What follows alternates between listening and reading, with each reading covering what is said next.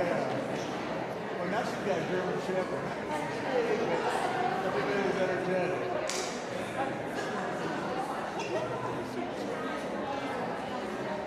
Yeah. So yeah, I can move it. Same place I was since 99.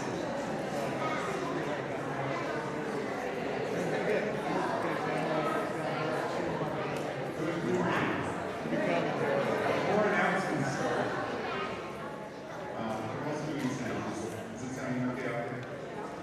Great. We have a new religious exploration session, and it's one of the inserts is the light we spread throughout the world. And it sounds like this. The light we spread throughout the world is kindled here today. Try that with me. The light we spread throughout the world is kindled here today. Then we carry it to the world and to you. We carry it to the world and to you. And with us it will stay. And with us it will stay. Then the last part is like the verse. Try it with me. To brighten every step that we take as love shows us the way. This was composed by Nicky Masters, one of our former music directors, and thank you.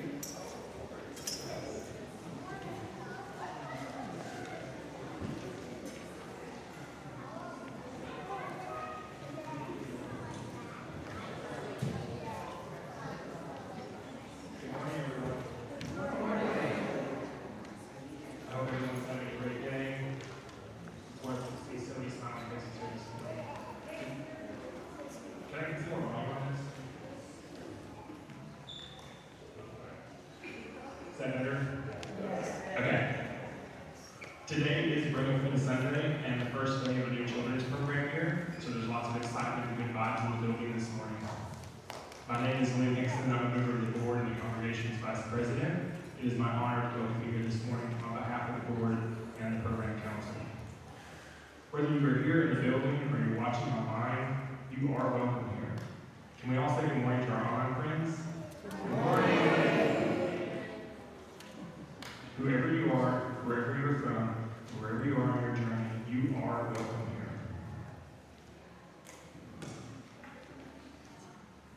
If you would like more information on our church, you can visit tvuc.org and select Stay in Touch. Or if you're here in the building, there is a card in the seat back in front of you, or you can scan this handy code. While you're on our website, you can also click on Religious Exploration tab to learn more about our education programs, or you can visit the RA table and set up in the art gallery just outside these doors. You saw here as you came in this morning. And one announcement this morning is from Alice, and she would like everyone to know that the next hosting week for Family Promise is September 1st, and you can sign up today. And she has underlined that about 5 times. So please go see Alice today.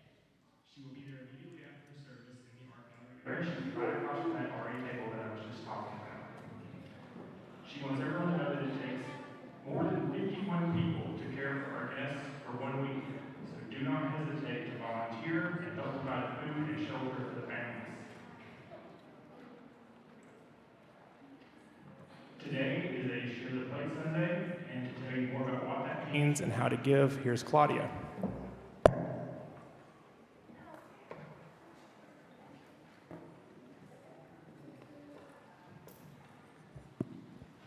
Good morning. I am always reminded how short I am. My name is Claudia Presley, and I am the Director of Finance and Operations. And let me say, not only does Lynn do a great job doing announcements for the board member on duty, but today he has on some really cool shoes. So if you want to check out his shoes, and you know, he might want to hold his foot up or something for those online to see. Or not, but anyway, he has some cool looking shoes. My purpose here, though, this morning is not to talk about shoes. It's to talk about how you, as a congregation, members and friends, can help our partner organizations. Today is a Share the Plate Sunday. What that means is that half of all contributions that are not marked as a pledge will go to our organization for today, which is Planned Parenthood.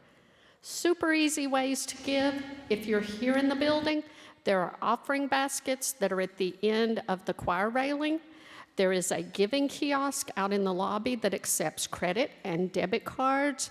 There are also some scan codes, not this one, but there are some scan codes back at the back that will take you to our secure giving site. You can give that way.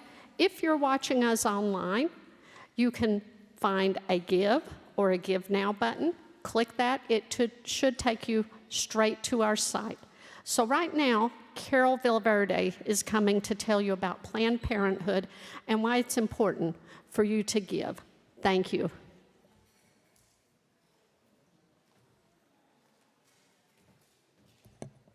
I must be the just right height.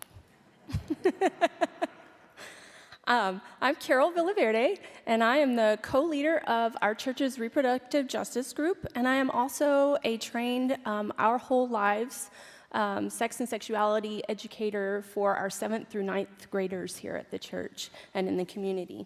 So I guess you could say that reproductive justice is really important to me. So today I wanted to come and let you know a little bit about why supporting Planned Parenthood is important to me, because reproductive justice is important to me. The mission of Planned Parenthood is to improve health and well-being by providing high-quality, non-judgmental sexual health care, honest and accurate sexuality education, and reproductive health and rights advocacy. And they have centers here in Knoxville, Nashville, and in Memphis, and they service people here in Tennessee, a small portion of Arkansas, and also Mississippi. Last week, Noe came and let you know about the peer education program and also about the new building that's going to be opening here in Knoxville. So I am not going to provide that information, but I'm going to build upon what he shared last week. First, I'm just going to let you know why that's important to me. I want to live in a place where community care is valued and provided. And I want access to quality care that is not limited by gender, sexual orientation, economic status, race, insurance status, or other barriers. And Planned Parenthood, yes.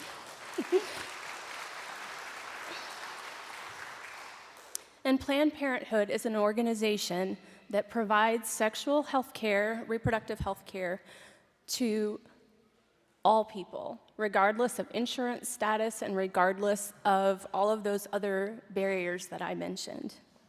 I also, as a mother of a 15-year-old, I really want to live in a community where there are resources available and people with accurate information available to my son and all the youth in our area so that they can access quality care and accurate health care education and services. So why should TVUUC continue to support Planned Parenthood? Well, supporting Planned Parenthood is a way to live out our values of interdependence, justice, generosity, and equity. Interdependence. When individuals receive care, the whole community is healthier and thrives. Justice. When all people have access and receive reproductive care, systems of oppression begin to fall. Equity. When we help those at most risk receive reproductive care, we honor their dignity and begin creating a more equitable community. Generosity. When we share resources, we build relationships and provide help and hope. Today, I'm wearing my Planned Parenthood Hope Dealer shirt, and I'm asking you today to help me be a hope dealer and provide some help and hope for members of our church community, the Knoxville community at large, and the state of Tennessee to receive reproductive care. Thank you.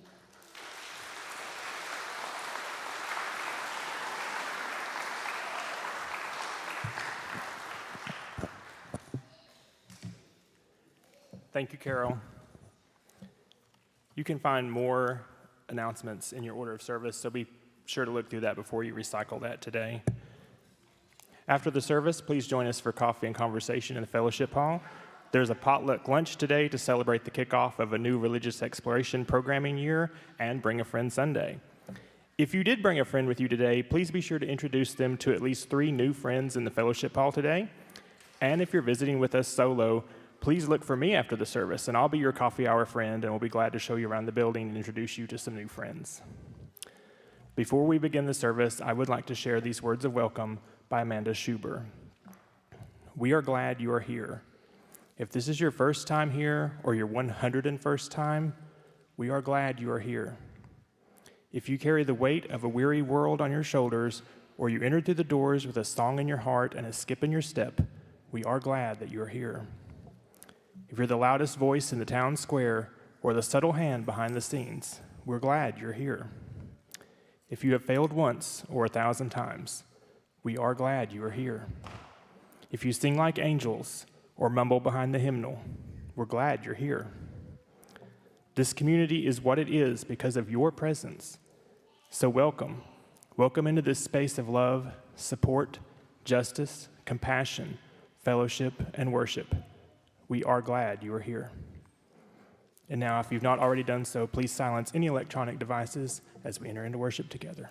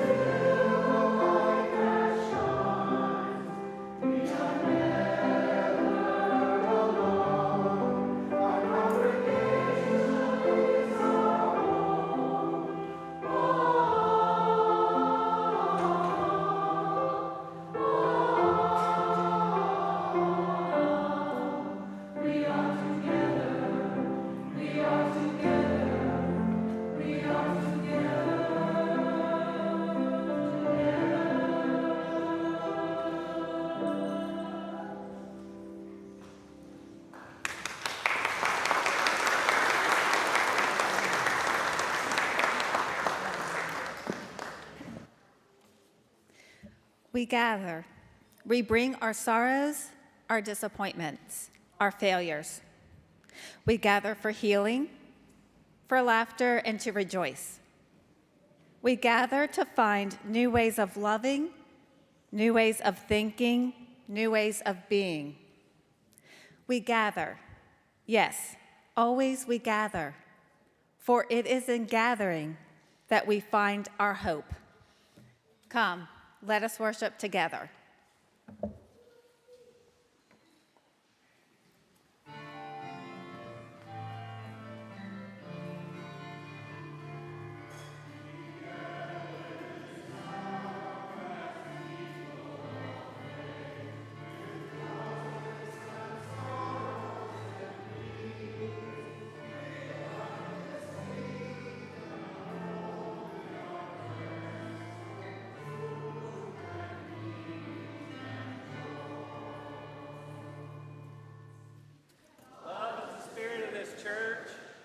Service is its law, to dwell together in peace, to seek the truth in love, and to help one another. This is our great covenant. Let us join together in 131 hymn in the gray hymnal, Love Will Guide Us.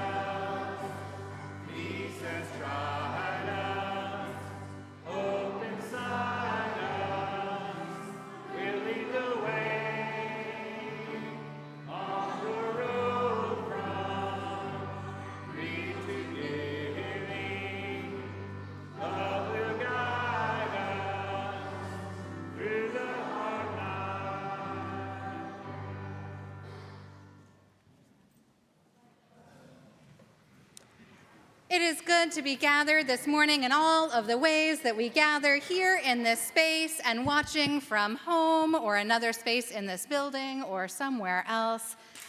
It feels really good to be here for this first day of our religious exploration program for this year. Just like students and educators have a new school year that happens usually about this time of year, we have a new church year too, and today is the first day.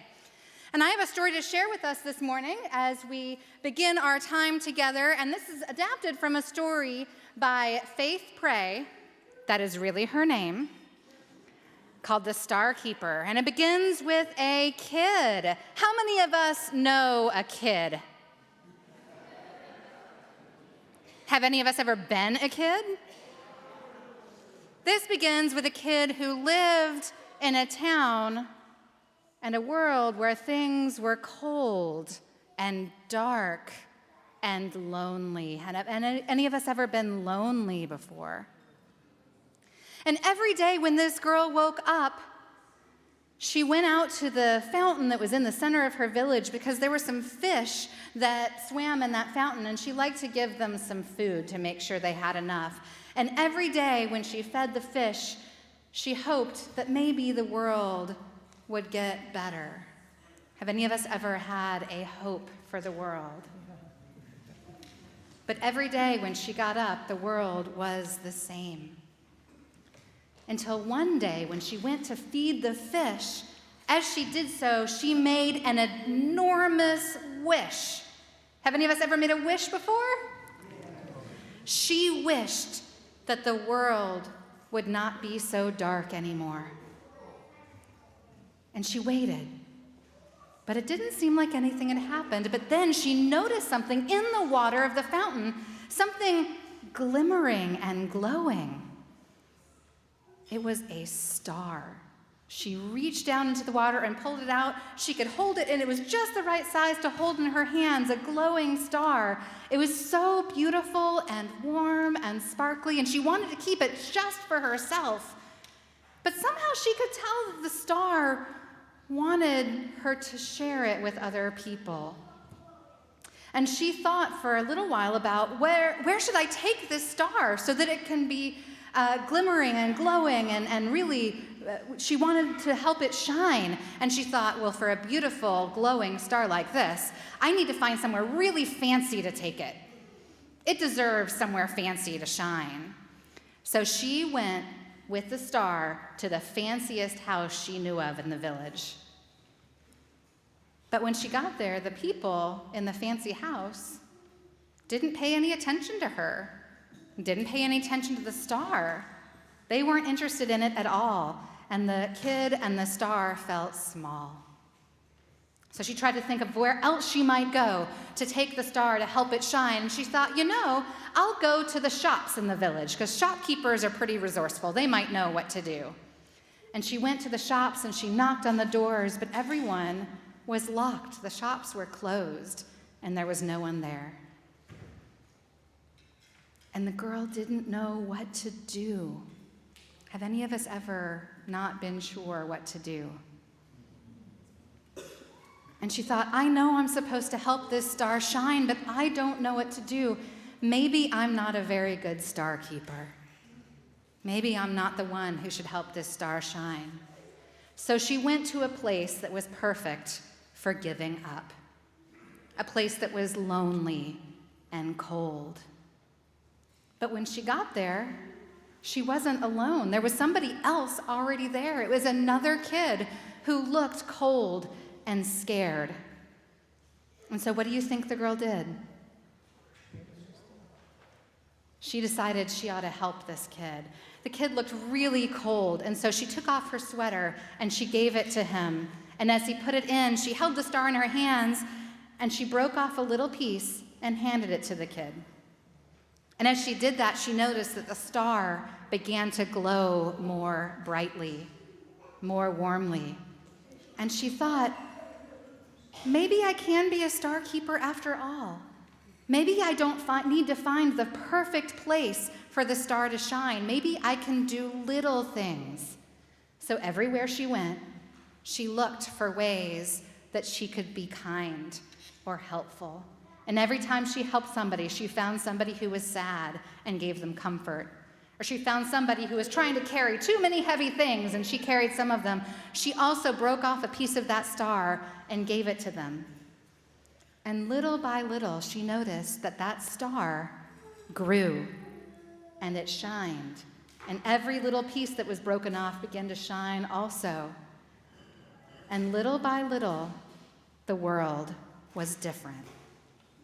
That is our story for this morning. After the service today, we have our celebratory Bring a Friend Sunday and Religious Exploration launch party, picnic, potluck, and we invite everybody to come and eat. But if you have young people who are going to be in our religious exploration spaces this morning, we want to make sure our volunteers are able to participate in that lunch too and can help with some setup for our activities, which are really important.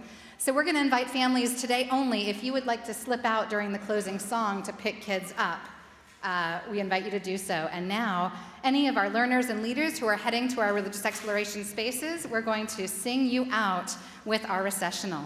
Thank you.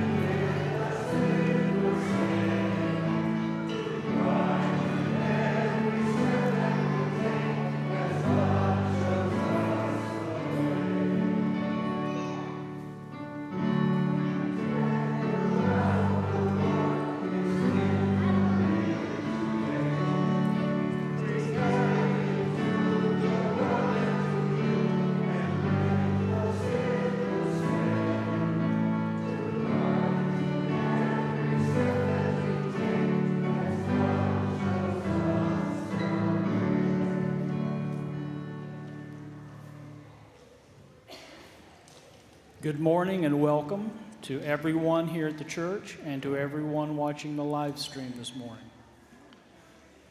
TVUUC's former minister, Bob Swain, remains in hospice care. We continue to hold him in the light. Yesterday's 18th annual Pasta and Bluegrass Festival, which raises money for Family Promise, was a huge success. Thanks to all who participated. And thanks to Matthew for what I understand was the killer vegan chili mac. Thank you, Matthew.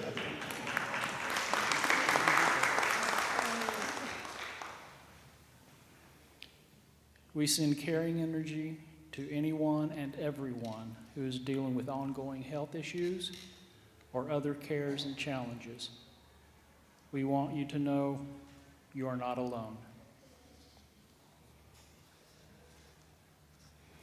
Let's hold these joys and concerns, both spoken and unspoken, in our hearts as we join in our congregational response. The words are printed in your order of service.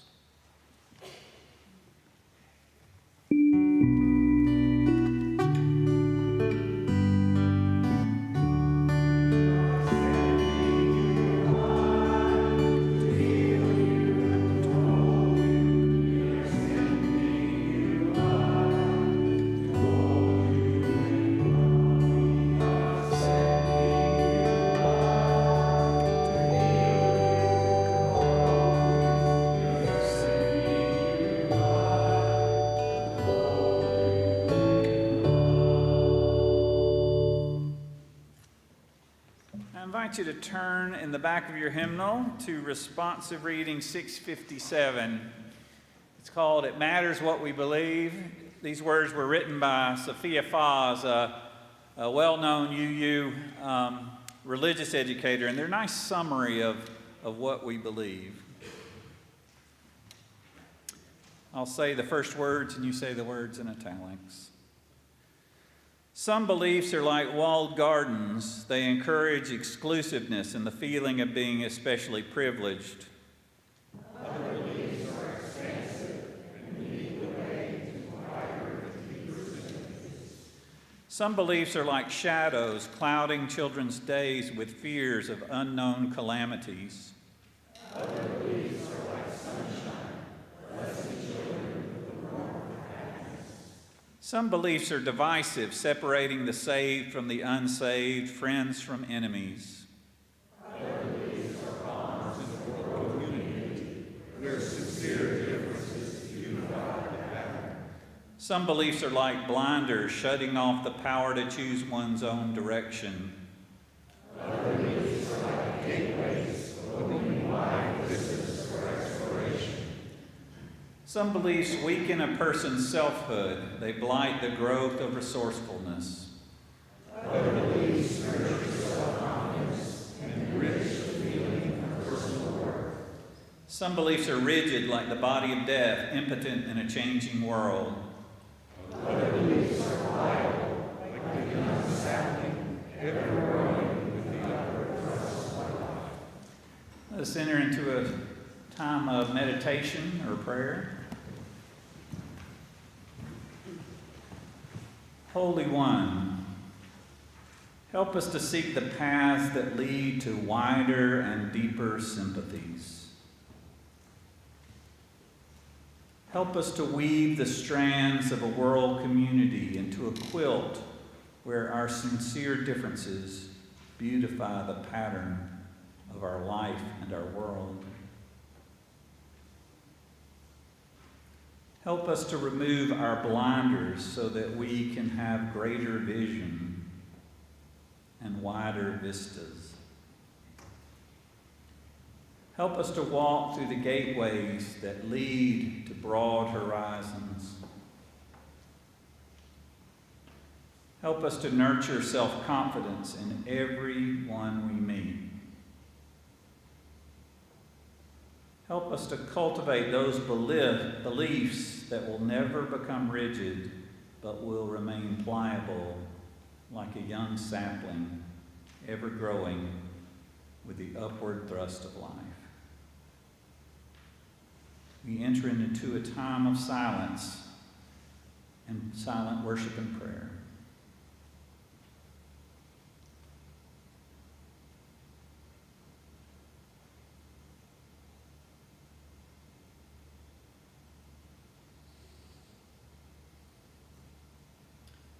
Amen. You can remain seated for our next hymn, which is 32 in your gray hymnal, Though I Speak with Bravest Fire. Well, it's whatever it says in the hymnal. So it's 30.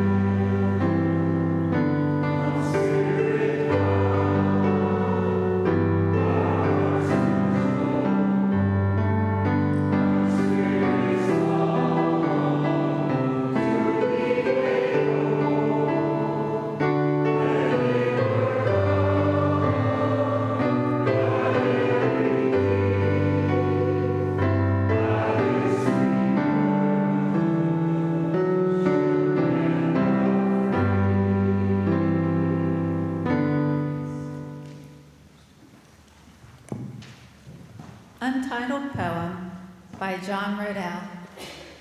I spoke to a person who is convinced their deceased brother is in hell simply because of who they loved.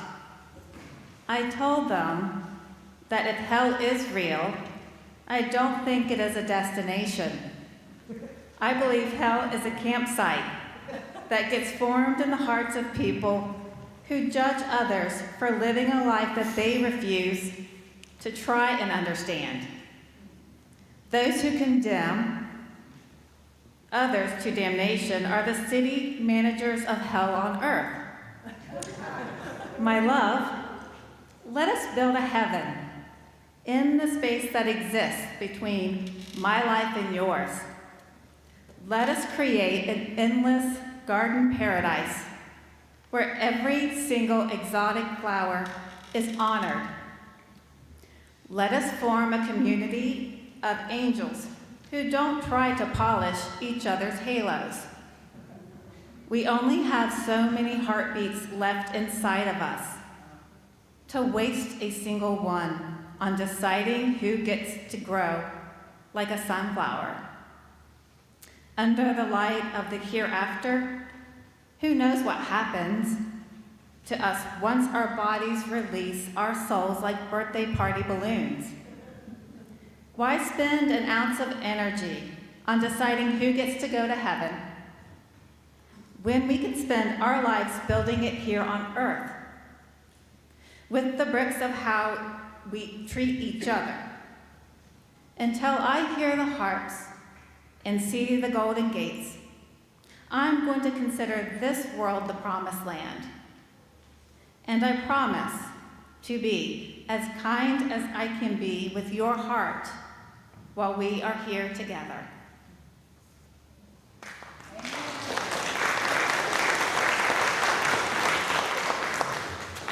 Earlier, you heard the Share the Plate organization is Planned Parenthood, and I invite you to give generously.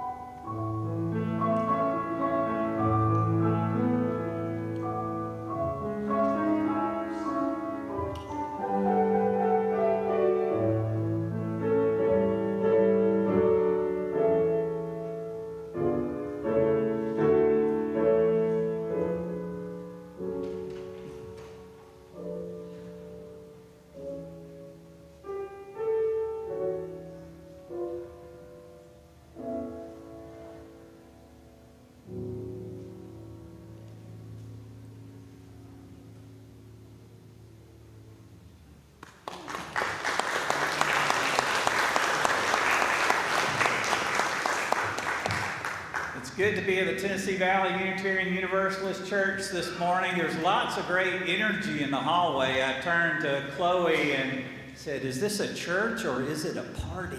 She said, "It's a party." So the Unitarian Universalist Association was founded in 1961 with the merger of two denominations, the Universalist Church of America and the American Unitarian Association. And this morning I want to talk a little bit about the Universalist tradition that's part of who we are and how it can speak to our hearts today. In the 18th century, the Reverend John Murray, who's sometimes called the father of Universalism, is reported to have said to his congregation, he was preaching from the pulpit, and he said, "Go out into the highways and byways of this new land. Give people something of your vision. You may have only a small light, but uncover it and let it shine. Use it to bring more light and understanding to the hearts and minds of people everywhere.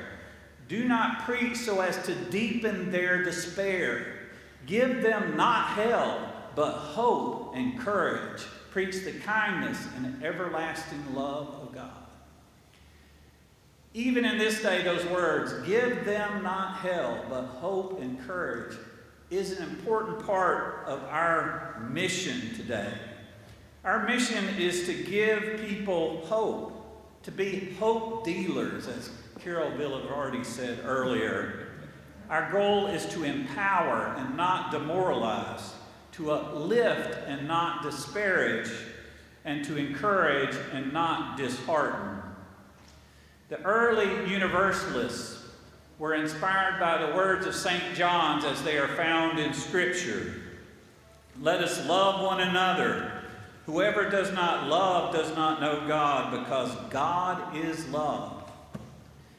If you visit any historic Universalist church, you're likely to find those three words, God is love, either written into a stained glass window or carved into an altar or into the mantelpiece over a fireplace.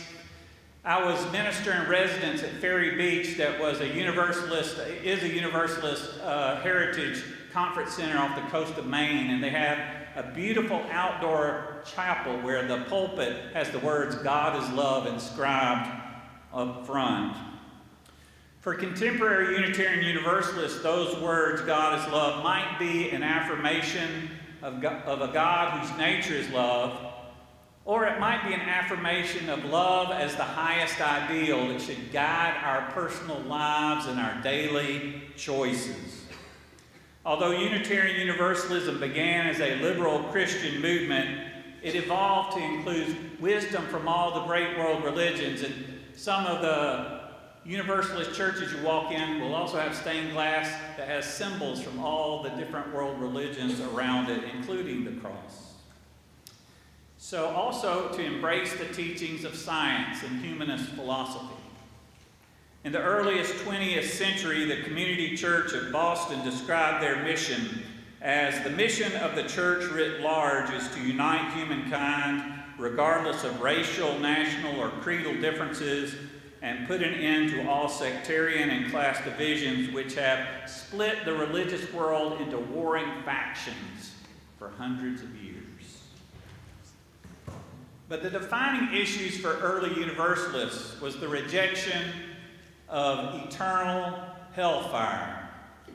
If God is love, surely all souls will be reconciled with each other in the divine as rivers flow toward the sea. Universalists were often called no-hellers because of their rejection of eternal hellfire. And one person, an irreverent observer, suggested that when Universalists gathered on Sunday, they would sing, "No hell, no hell, no hell, no hell." Probably something that never happened, but it's a good story. In the early days, it took courage to preach that gospel because there was a lot of reactivity.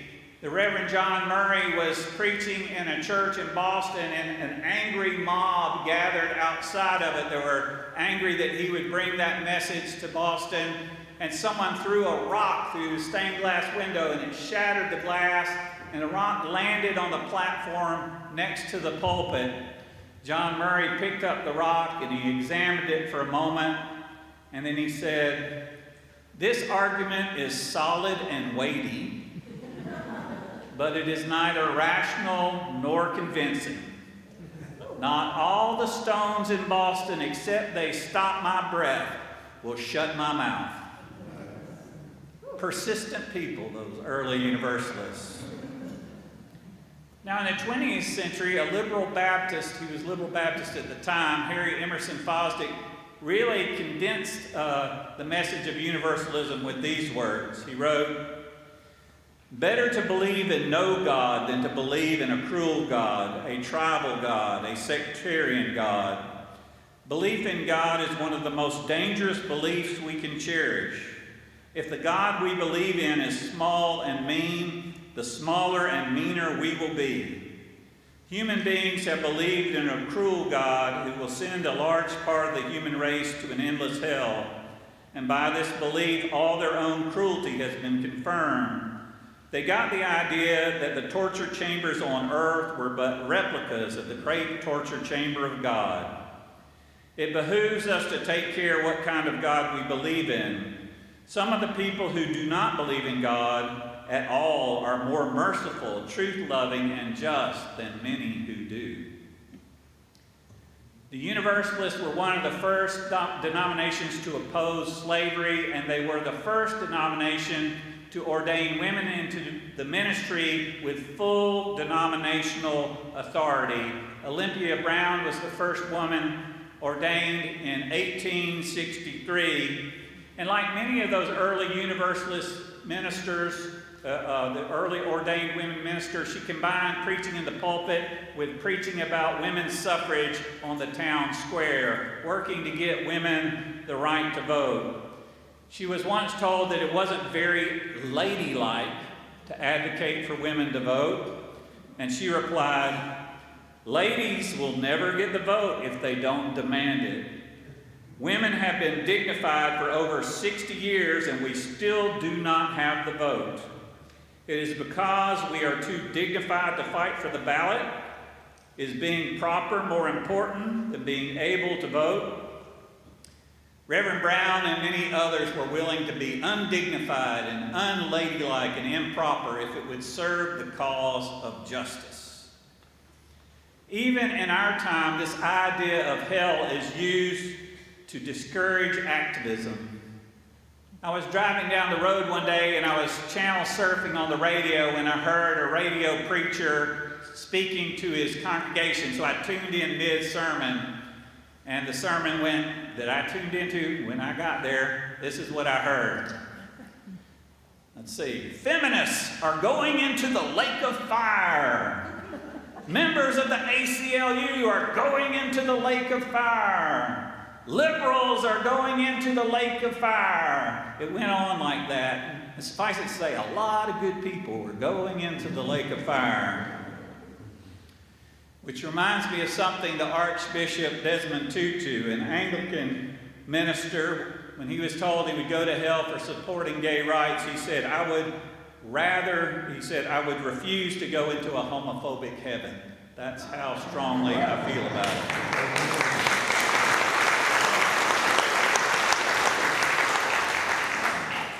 In the early days of this country, Universalists were sometimes barred from testifying in court or serving on jury duty. The idea was if you didn't believe in hell, you must have no incentive to tell the truth or be an ethical or moral person. And this prejudice is sort of built into a story that's told about the 19th century minister, the Reverend Hosea Ballou, who was a circuit rider. So he would travel from town to town on his horse. And a man approached him one time and said, "If I were a Universalist and I did not fear the fires of hell, I could hit you over the head, steal your horse and saddle, ride out of town, and still go to heaven." And Hosea Ballou said, "If you were a Universalist, that idea would never have occurred to you." True morality is not grounded in fear. True morality is grounded in love. Because if people think spirituality is about seeking a reward or avoiding a punishment, but that's just egocentric behavior, avoiding a punishment, seeking a reward. And spirituality is about aligning ourselves with a love that is greater than ourselves. Love of neighbor, love of enemies, breathtaking, unimaginable love. Spirituality is about love, not fear. Now there's a parable that's told about a man who died and he met an angel. And the angel said, "I'm going to show you heaven and hell." And first they go to hell and they enter into a room and there's a group of people that are sitting around a pot of delicious smelling stew. It just smells wonderful. But all the people have this long wooden spoon tied to the end of the arm, and the spoon is so long they can dip it into the stew, but they can't get it back to their mouth. And everyone is starving, and everyone is miserable. And the angel says, "This is hell." And next they go to heaven. In heaven, they walk into a room, and it's just like the old room. A group of people are sitting around a big pot of stew. It smells delicious. They all have that long spoon tied to the end of their hand. But in that room, everyone is well fed. Everyone is happy. Everyone is content. The man says, "I don't understand. I don't understand the difference. What is the difference between heaven and hell?" And the angel said, "In hell, everyone is struggling to feed themselves. In heaven, people have learned to feed each other." And that's the spirit of the old Universalist tradition. Many years ago, I took a group from this church of middle school kids, to the Holy Ghost Catholic Church. And I will always remember the name of that church because when I called ahead to tell them we were coming, I could hear the phone ringing, and then someone on the other end said, Holy Ghost. I thought I might have a direct connection, but turns out it was the church secretary. She said, it'd be great for us to come. So on Sunday morning, a group of middle schoolers lined up in the pews, and we were sitting through the service, and then when it got to the sermon, I suddenly suspected that maybe the priest was talking directly to us, because the priest began his sermon by saying, heaven and hell are real places. They are not just states of mind. Criticism noted. But I would argue that a state of mind can take us to real places. A former minister of this church, John Durans, tells the story of a Unitarian that was upset that the Universalists were joining with the denomination to become the Unitarian Universalists. And he approached John and said, the Universalists say there ain't no hell. I say the hell there ain't. And I have friends in the recovery movement who make a distinction between religion and spirituality by saying religion is for people who are afraid of hell, and spirituality is for those who have been there. Many of us have been there. As a poet once wrote, hell is not a place of endless torment that satisfies the wrath of a vengeful deity. It is an awareness of hurt inflicted beyond undoing, remorse born of recognized wrong. It is the sense of isolation, the awful alienation which sears a sensitive soul with sorrow. But sadder still, and finally, there is the hopeless hell, a sensitivity to no remorse, no loneliness, nothing. The Union General William Tecumseh Sherman is famous for having said, war is hell.